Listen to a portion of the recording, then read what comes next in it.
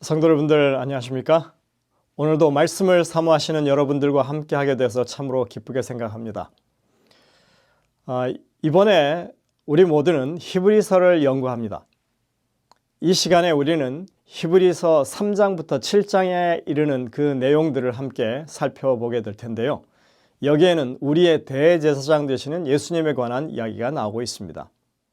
오늘 본문의 말씀은 히브리서 5장 8절부터 10절에 있는 말씀입니다. 그가 아들이시면서도 받으신 고난으로 순종함을 배워서 온전하게 되셨은즉 자기에게 순종하는 모든 자에게 영원한 구원의 근원이 되시고 하나님께 멜기세덱의 반차를 따른 대제사장이라 칭함을 받으셨느니라. 바울이 히브리서를 기록하는 데 있어서 중요한 의도는 예수님이 하나님의 아들이시고 하나님이심을 증거하는 것으로 그치지 않고 그분이 하늘 성소에서 봉사하시는 대제사장이라고 하는 것을 입증하는 데 있었습니다. 히브리서 2장을 마무리하면서 그는 이미 벌써 예수님에 대해서 그분이 대제사장 되기 위하여 이 땅에 오신 분이라고 하는 것을 우리에게 말해주고 있습니다. 여러분들이 이미 다 알고 계신 것처럼 이것은 시편 110편에서 왕이자 제사장으로 오시는 메시아에 대한 예언이 성취되었다고 하는 것을 설명하는 그런 말씀입니다. 시편 110편 1절과 4절을 보시면 여호와께서 내 주에게 말씀하시기를 내가 내 원수로 내 발판이 되게 하기까지 너는 내 오른편에 앉았으라 하셨도다. 4절입니다. 여호와는 맹세하고 변하지 아니하시리라. 이르시기를 너는 멜기세덱의 서열을 따라 영원한 제사장이라 하셨도다. 이 말씀은 신약 성경에서 몇 차례나 인용되면서 왕이자 제사장으로 오신 예수님을 소개하는 그런 말씀으로 인용되고 있습니다. 그 가운데 몇 구절을 소개하면 이렇습니다. 사도행전 2장 34절 35절입니다. 이것은 베드로의 오순절 설교 중에 한 말씀입니다. 다윗은 하늘에 올라가지 못하였으나 친히 말하여 이르되 주께서 내 주에게 말씀하시기를 내가 내 원수로 내 발등상이 되게 하기까지 너는 내 우편에 앉아 있으라 하셨도다 하였으니. 마태복음 22장 43절 44절에도 이렇게 말씀하십니다. 이르시되 그러면 다윗이 성령에 감동되어 어찌 그리스도를 주라 칭하여 말하되 주께서 내 주께 이르시되 내가 내 원수를 내 발 아래에 둘 때까지 내 우편에 앉아 있으라 하셨도다 하였느뇨. 다윗이 그리스도를 주라 칭하였은즉 어찌 그의 자손이 되겠느냐 하시니. 이렇듯 베드로를 비롯해서 여러 신약의 기자들이 시편 110편을 인용하면서 예수님을 그리스도로 그렇게 적용하고 있습니다. 유대인들은 사실 시편 110편을 해석할 때 여기에 나와 있는 내 주를 이해하는 것이 둘 중에 하나였습니다. 첫 번째로는 이 시는 다윗이 지은 시인데 내 주는 다윗 시대에 다윗보다 높은 어떤 왕이거나 군주를 가리키는 것으로 그들은 이해했습니다.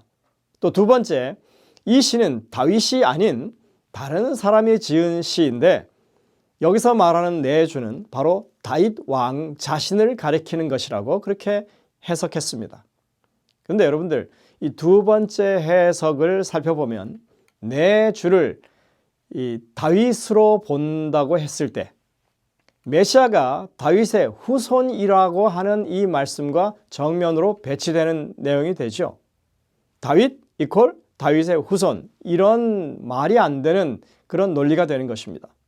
그리고 첫 번째 해석을 따른다고 했을 때 만약 메시아가 다윗이 내 주라고 부를 만큼 다윗보다 높은 위치에 당대의 어떤 사람이라고 했을 때 그것 역시도 다윗의 후손이라고 말씀하고 있는 것과 배치되는 그런 말이 되는 것입니다. 예수님은 지금 그것을 지적하고 분명하게 이렇게 메시아가 그 후손이지만 그러나 주라고 부를 만큼 높은 분이라고 하는 것을 지금 말씀하고 있는 것입니다. 우리는 신약 성경의 다른 이런 말씀들을 읽어보기만 해도 그 의미를 명확하게 알게 되는 것입니다. 히브리서 1장 13절에 이렇게 말씀합니다. 어느 때에 천사 중 누구에게 내가 내 원수로 내 발등상 되게 하기까지 너는 내 우편에 앉아 있으라 하셨느냐? 우리가 이미 읽어본 말씀이죠. 히브리서 10장 12절 13절입니다. 오직 그리스도는 죄를 위하여 한 영원한 제사를 드리시고 하나님 우편에 앉으사 그 후에 자기 원수들을 자기 발등상이 되게 하실 때까지 기다리시나니. 또 골로새서 3장 1절입니다. 그러므로 너희가 그리스도와 함께 다시 살리심을 받았으면 위의 것을 찾으라.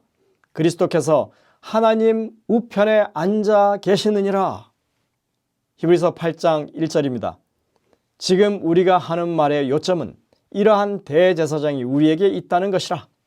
그는 하늘에서 지극히 크신 이의 보호자 우편에 앉으셨으니 성소와 참 장막에서 섬기는 이시라. 이 장막은 주께서 세우신 것이요 사람이 세운 것이 아니니라. 그리고 히브리서 3장과 12장에 보시면 하나님 보호자 우편에 앉으신 그리스도가 누구이신지 아주 명확하게 말합니다. 바로 예수라고 말합니다. 믿음의 주요 또 온전케 하시는 이인 예수를 바라보자. 그는 그 앞에 있는 기쁨을 위하여 십자가를 참으사 부끄러움을 개의치 아니하시더니 하나님 보호자 우편에 앉으셨느니라. 어떻습니까? 우리가 생각하는 것보다 훨씬 더 강하게 시편 110편의 내용을 신약에서 강조하고 있지 않습니까? 이렇게 함으로써 특별히 이 히브리서에서는 시편 110편 1절과 4절에 나타난 메시아가 어떤 분이신지, 무엇을 하시는 분이신지, 다시 말해서 그분의 위상이 어떤지에 대해서 확실하게 증거하고 있습니다. 그는 창조주 하나님이시고 이 땅의 통치자 왕으로 오신 분이시고 아울러서 참 성소 즉 하늘 성소에서 대제사장으로 봉사하고 계시고 그분의 이름은 예수라고 하는 사실을 아주 분명하게 증거하고 있는 것입니다. 우리가 쉽게 알 수 있듯이 히브리서는 예수님의 신성과 그 왕권에 대해서는 2장 정도로 그렇게 설명을 합니다. 그렇지만 예수님이 제사장이 되신다고 하는 것에 대해서는 그보다 훨씬 많은 10장 정도의 분량을 할애하고 있습니다. 이것은 이만큼 이 예수님의 제사장직이 아주 중요한 테마라고 하는 것을, 그리고 특별히 유대인들을 대상으로 예수님의 신성과 왕권을 주장하는 것이 아주 어려운 일인 것에 비해서 예수님이 제사장이 되신다고 설득하는 것이 훨씬 더 어려운 일이라고 하는 것을 보여주는 것이기도 합니다. 그리고 그것은 눈에 보이지 않는 하늘 성소에 일어나는 그런 사역에 관한 것이기 때문에 그것을 설명하는 것이 매우 어려운 상황이라고 하는 것을 우리가 짐작할 수 있는 것입니다. 당시로서는 이해하기 어렵고 받아들이기 어려운 일이 아닐 수가 없었습니다. 사실 교회의 특성 중 하나가 한번 진리라고 그게 신조가 되고 나면 그것을 바꿀 수 없는 것이 현실이죠. 유대인들에게 있어서 유일하신 한 하나님, 그리고 성소 제도와 이 제사 제도에 관련된 규례들은 결코 바꿀 수 없는 그런 요소였습니다.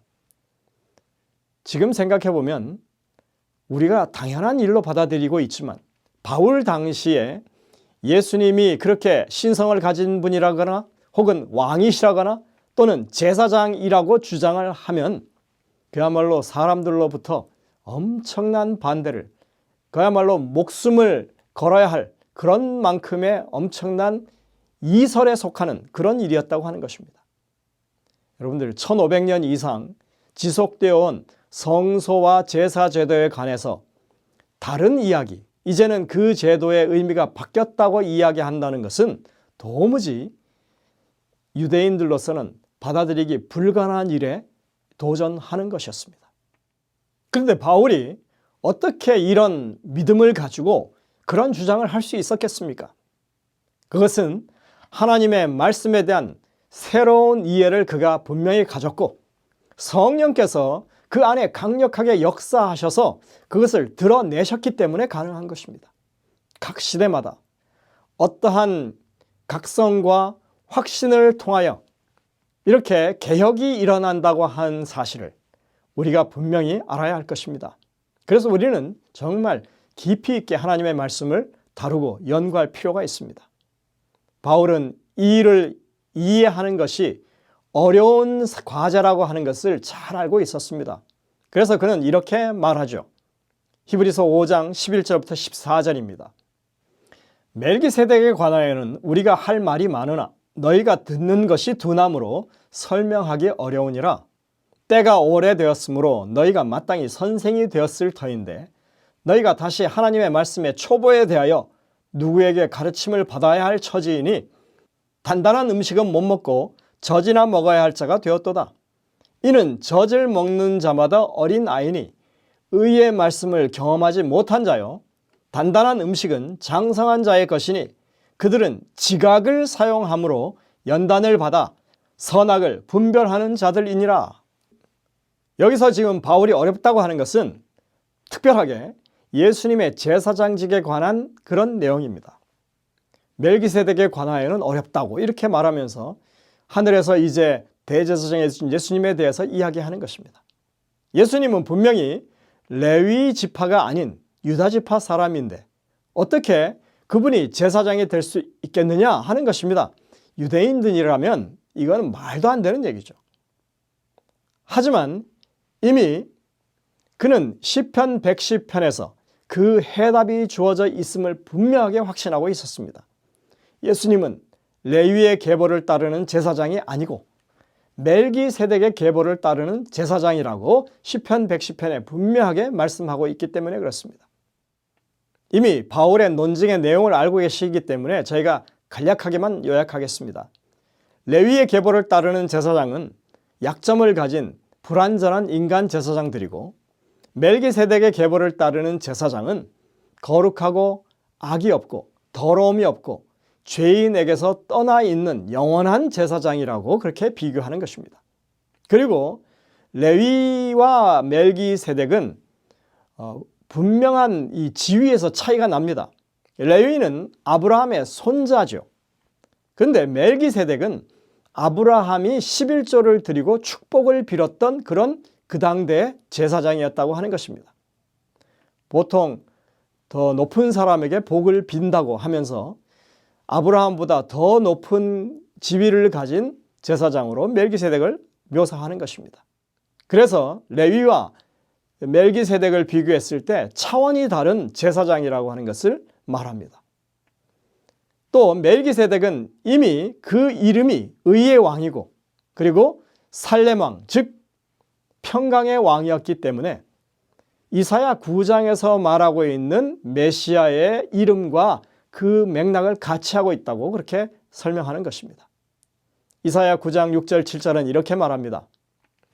이는 한 아기가 우리에게 낳고 한 아들을 우리에게 주신 바 되었는데 그의 어깨에는 정사를 메었고 그의 이름은 기묘자라 모사라 전능하신 하나님이라 영존하시는 아버지라 평강의 왕이라 할 것임이라. 그 정사와 평강의 더함이 무궁하며 또 다윗의 왕자와 그의 나라에 군림하여 그 나라를 굳게 세우고 지금 이후로 영원히 정의와 공의로 그것을 보존하실 것임이라. 만군의 여호와의 열심히 이를 이루시리라.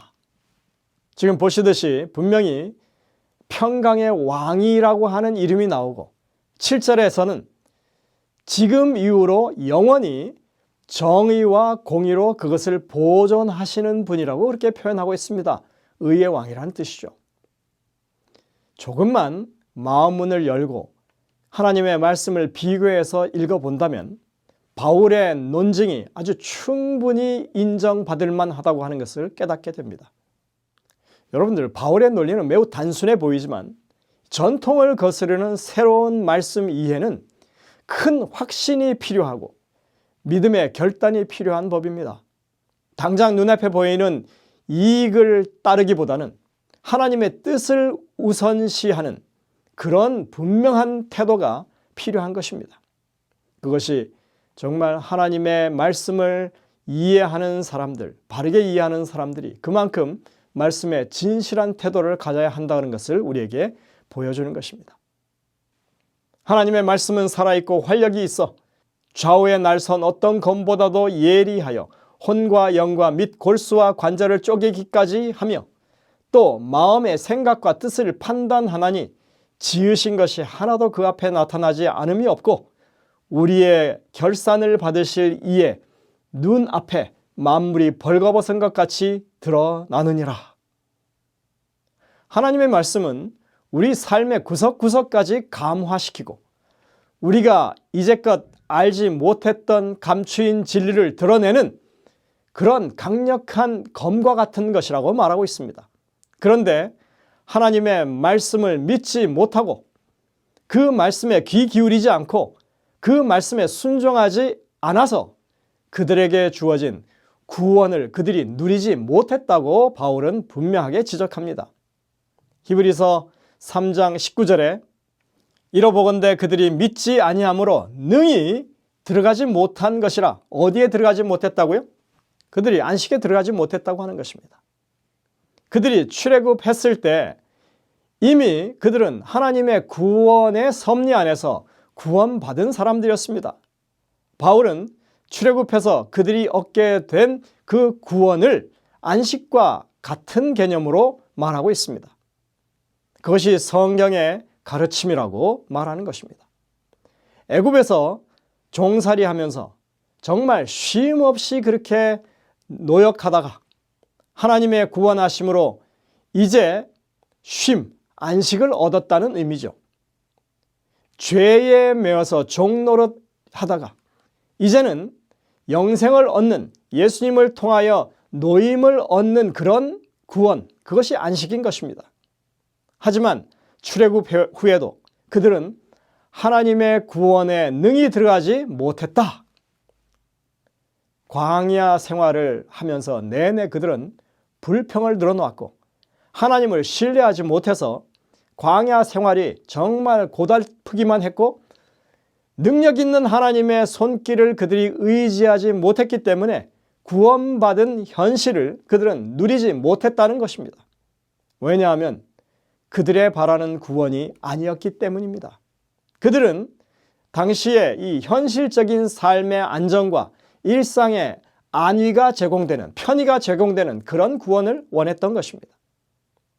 그랬는데 홍해가 앞길을 가로막았죠. 그리고 광야에서 정말 생고생을 하면서 식량 걱정해야죠. 여러 가지 이 환경의 위협들 가운데서 그들은 그것이 고달픈 인생이라고 생각한 것입니다. 그러니 그들에게는 출애굽 전과 후가 달라진 게 없었던 것입니다.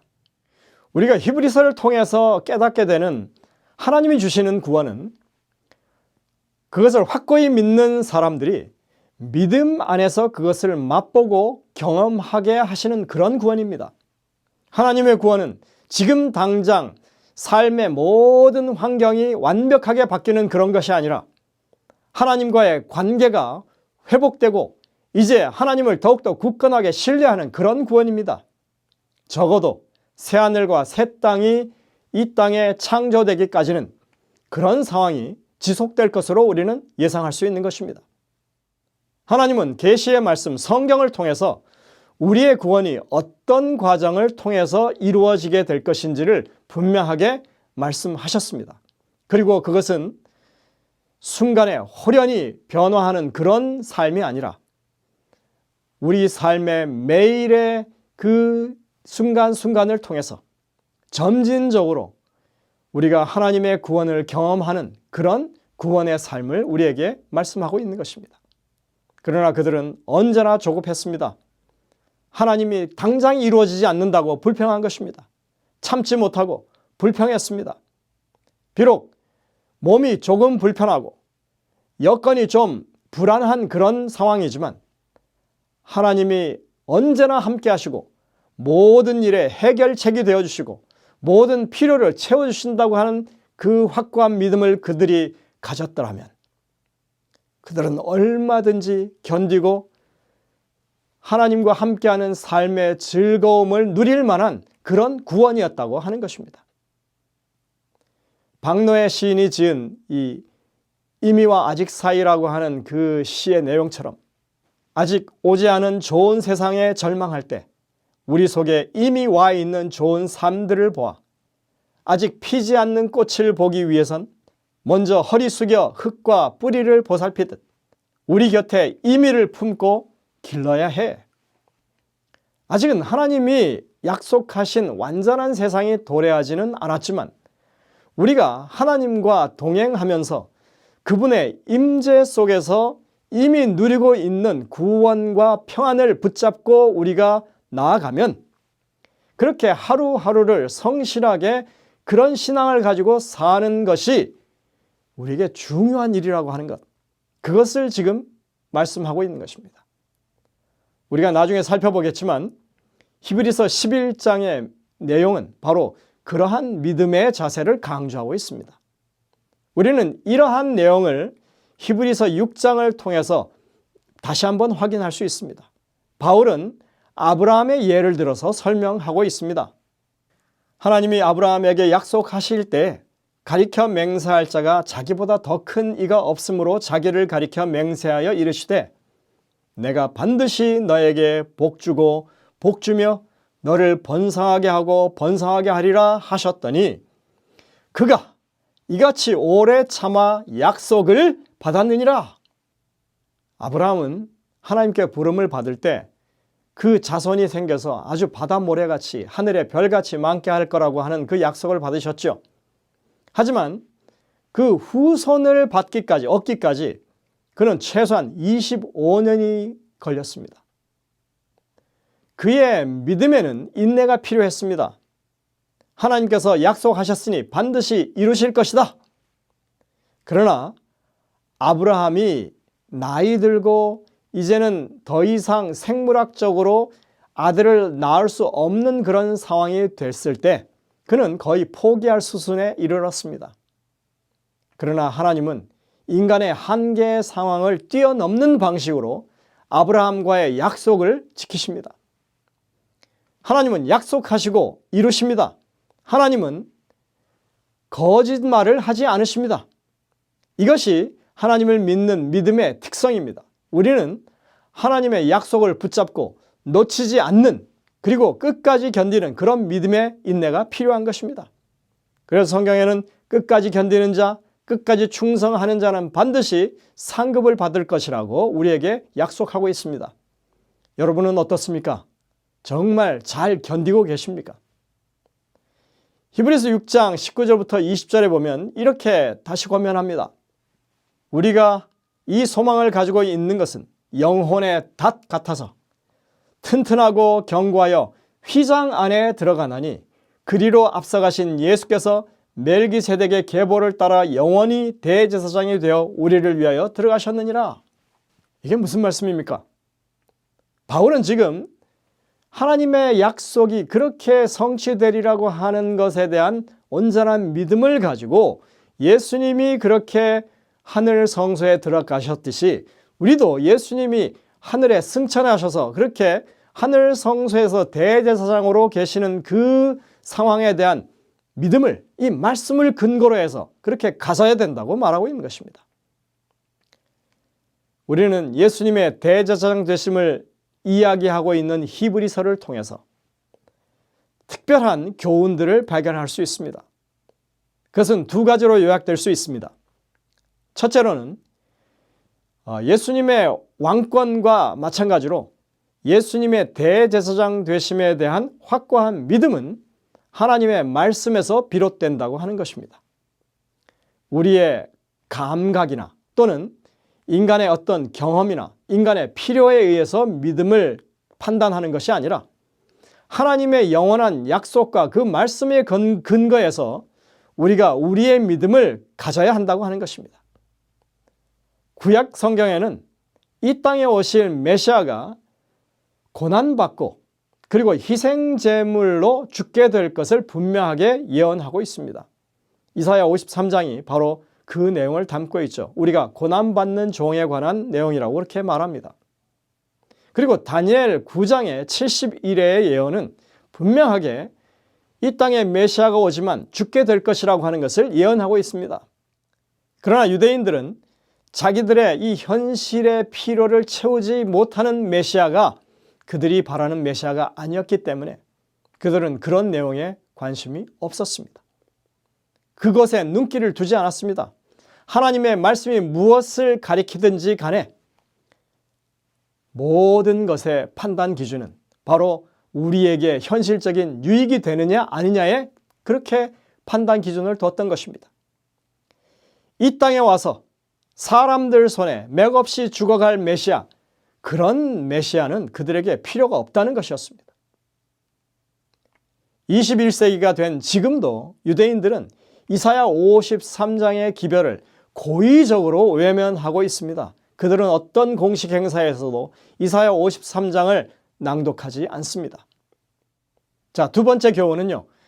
히브리서는 하나님의 약속이 오랜 후에 성취될 것이니까 이를 악물고 무턱대고 견디라고 말하지 않는다고 하는 것입니다. 비록 오래 후에 성취될 약속이지만 지금 우리는 구원에 대해서 충분히 누릴 수 있다고 그렇게 권면하고 있는 것입니다. 저는 개인적으로 이것이 바로 우리의 대제사장이신 예수 그리스도를 깊이 생각하라, 그분을 바라보라고 하는 이 권면에 그 기별이 담겨 있다고 믿습니다. 그러므로 우리에게 대제사장이 계시니 승천하시니 곧 하나님의 아들 예수시라. 우리가 믿는 도리를 굳게 잡을지어다. 우리에게 있는 대제사장은 우리의 연약함을 동정하지 못하실 이가 아니요 모든 일에 우리와 똑같이 시험을 받으신 이로되 죄는 없으시니라. 그러므로 우리는 긍휼하심을 받고 때를 따라 돕는 은혜를 얻기 위하여 은혜의 보좌 앞에 담대하게 나아갈 것이니라. 히브리서 3장 1절입니다. 그러므로 함께 하늘의 부르심을 받은 거룩한 형제들아, 우리가 믿는 도리의 사도이시며 대제사장이신 예수를 깊이 생각하라.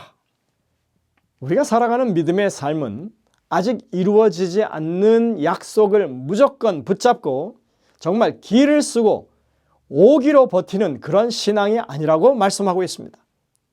지금 살아계신 우리의 대제사장, 하늘 성소에서 우리의 구원을 위해서 불철주야 쉼없이 밤낮 없이 정말 봉사하고 계시는 예수 그리스도를 깊이 생각하고 그분을 바라보는 매우 현실적이고 현세적인 그런 믿음의 삶을 살아야 한다고 말씀하고 있는 것입니다.